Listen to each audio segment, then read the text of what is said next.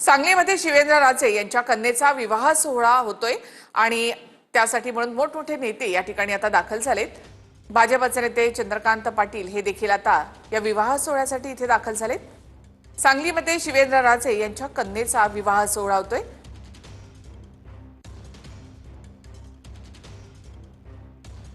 तर थेट आपण साताऱ्यामध्ये जाऊयात। आमचे प्रतिनिधी संतोष नरावडे यांच्याकडे। संतोष, सगळेच नेते जे आहेत ते या लग्न सोहळ्यासाठी इथे पोहोचले।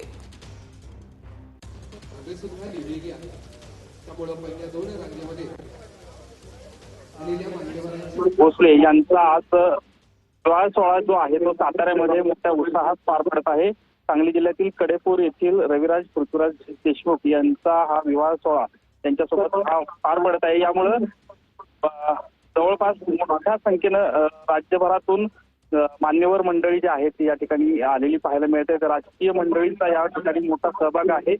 भाजपचे मंत्री असल्यामुळं या ठिकाणी आता पाहिलं तर मोठ्या संख्येनं आता जर पाहिलं तर खासदार उदयनराजे भोसले यांच्याच हे घरातलं लग्न असल्यामुळं या ठिकाणी ते देखील स्वागतासाठी या ठिकाणी आहेत।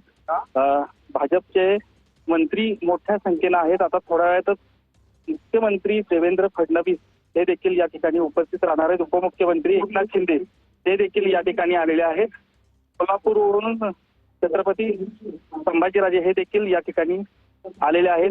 प्रदेशाध्यक्ष शशिकांत शिंदे असे अनेक मान्यवर जे आहेत ते या सोहळ्याला आवर्जून उपस्थित आहेत। खरं तर खूप भव्य दिव्य असा सोहळा जो आहे हा विवाह सोहळा या निमित्ताने या ठिकाणी साताऱ्यातील शेंद्रे या ठिकाणी पार पडत आहे आणि या निमित्तानं राज्यभरातून राजकीय मंडळींची त्याबरोबर सातारा जिल्ह्यातून मोठ्या संख्येनं नागरिकांची या विवाह सोहळ्यासाठी उपस्थिती असल्याचं एकूणच आता पाहायला मिळत आहे।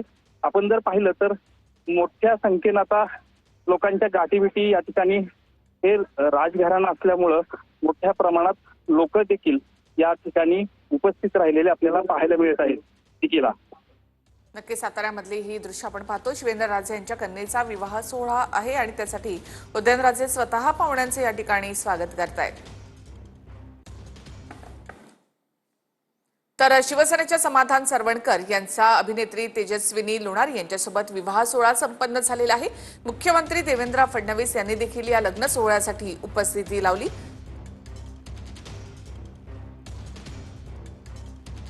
मुख्यमंत्री देवेंद्र फडणवीस यांनी समाधान सरवणकर तेजस्विनी लोणारी यांच्या विवाह सोहळ्यासाठी इथे उपस्थिती लावली आणि त्यांना शुभेच्छा दिल्या।